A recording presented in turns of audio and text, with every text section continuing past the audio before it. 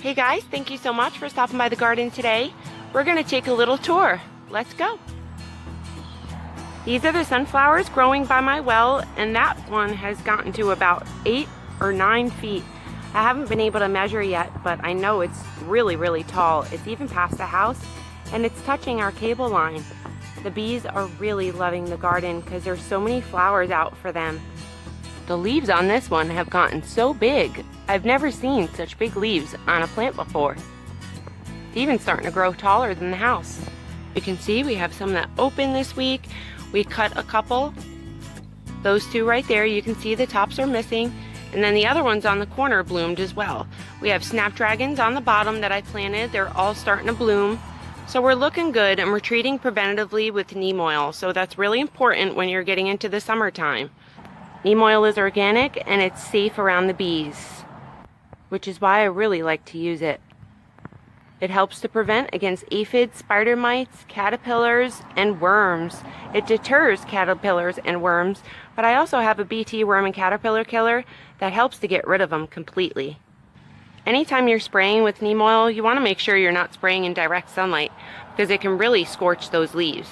I like to spray at night because then I know there's no chance of that sun peeking back out.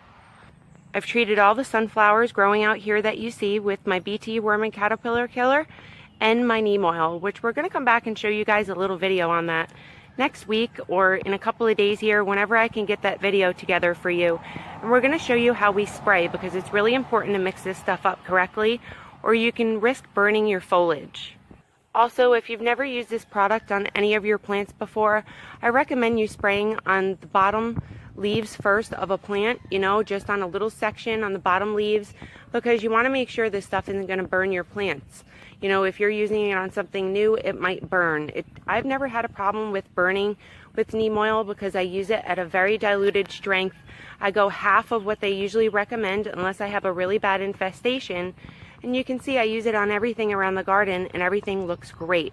So it's really important on how you mix that neem oil. You want to make sure you're not spraying when there's any sun out and there's no chance of that sun coming back out when those leaves are wet. These are jelly bean tomatoes growing on the right there, and we've been harvesting those like crazy. We have a couple more that are starting to ripen. They should be ripe by the end of the day today or tomorrow. And these are aroma tomatoes, and we trim these up in a video for you guys last week. We did a video on trimming up your determinate varieties and your interdeterminate varieties. So these are determinate varieties. These are Roma tomatoes, and we have lots of tomatoes pushing out. And we have a shade cloth up top because this shade cloth really helps to bring the temperature down and helps to protect my plant's leaves from all that hot climate. So we live in Central Florida and we just can't get away from it. It's really humid and hot here, and when temperatures get above like 85 into the 90s, your flowers start dropping off because they can't hold that pollination. It's just way too hot for that pollen to stick within that flower that gets pollinated. So with that shade cloth up, you can see it really helps for that pollination to stick, and it lets me have a garden into June. We're getting into June here, and usually by June here in Florida, we really can't grow too much.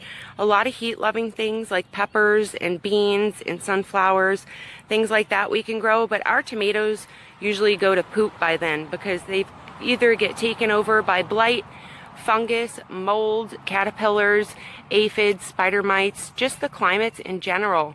They just really struggled this time of year for us. So that neem oil spraying preventatively really helps to keep my garden healthy and maintained so I don't get any pest infestations or fungus creeping around. These are some peppers back here. We have California Wonder peppers, and we've been harvesting like crazy. Let's see if I can get a little shot for you. You can see that little pepper on the right there. It's a little dark under the shade cloth. I don't want to remove it because I don't want to damage my plants here. I have them hanging over my plants. We have another, oops, sorry guys. We have another pepper down here that's almost ready to pick, and you can see our foliage is nice and healthy. We have good airflow through our leaves, which is really important when you're growing in really hot climate or any climate in general. These are my straight 8 cucumbers, and we're starting to flower everywhere, and I like to prune off the suckers on my non-bush type cucumbers because then they vine out and get crazy. I let a couple of vines go. As you can see, we're getting crazy here. We got like 4 main vines now instead of 1 main vine, and it focusing on pushing produce on that 1 main vine. Now I have produce on a bunch of vines, which is good. We'll just get smaller cucumbers on these little offshoots that they push out. I trim my non-bush type cucumbers. My bush type cucumbers I don't trim because then you're trimming off all your production. So this is a female right here, and the females push off this fruit on the end. They push out a little flower up top and the fruit comes down below. This is a male, which the male pollinates that female. This is how you would self-pollinate your plant if you wanted to. So I just go ahead and rub that pollen within that female flower once that female flower opens, and you know you're good to go. You self-pollinated your little cucumber plant. But we have a lot of bees and stuff around the garden and a lot of pollinators, which is why I don't have to do that much. Let's go take a look at the corn growing because we're starting to get flowers everywhere, and we have some corn ears starting to grow as well. So this is the corn growing in containers. I have like a 5 to 7 gallon container on the right, and this is Silver Queen hybrid corn. You can see we're starting to get male flowers to push out all up top. So we have all this pollen that's starting to push out on my corn.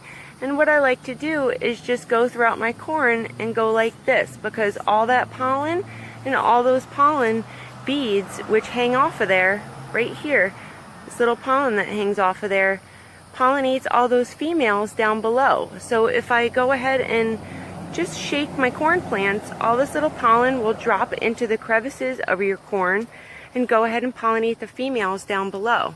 This is bicolor peaches and cream corn, and the male flowers already pushed out on this one. So the male flowers pushed out a couple of weeks ago, and then the female flowers pushed out about a week ago. Your male flowers on corn always push out before the females. They kind of push out really late, these females. So later than they should for the males, or the males push out early. It's either the males push out early or the females come out late. I'm not sure which one. We have a couple of more corn stalks growing right there. We have little corn hair. So you can see this little corn hair on top. Once you get that corn hair, I forget what this is called. There's a name for this, but once you get that, you'll start pollinating this little corn ear in here, and we have a little corn growing. I can feel it starting to fatten up and get really long, and corn starts to grow really fast once it pollinates.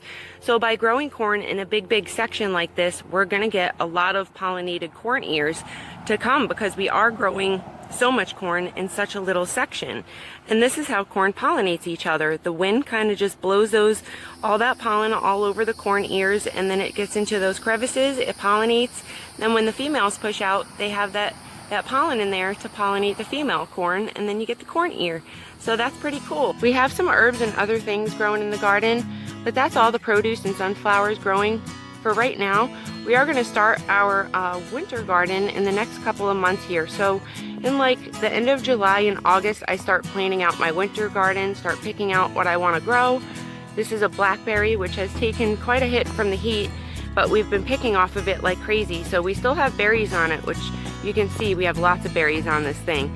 So I just have to cut out the bad foliage, leave the good, and I'm probably going to get it into like a shaded area or put a shade cloth up. Get another shade cloth, put some 4 stakes around the cement pad so we can go ahead and have like a big awning over the cement pad and just grow right underneath it. Thank you so much for watching, you guys. I really hope you enjoyed this little garden tour and grow something beautiful of your own. I'll see you next time. Bye-bye.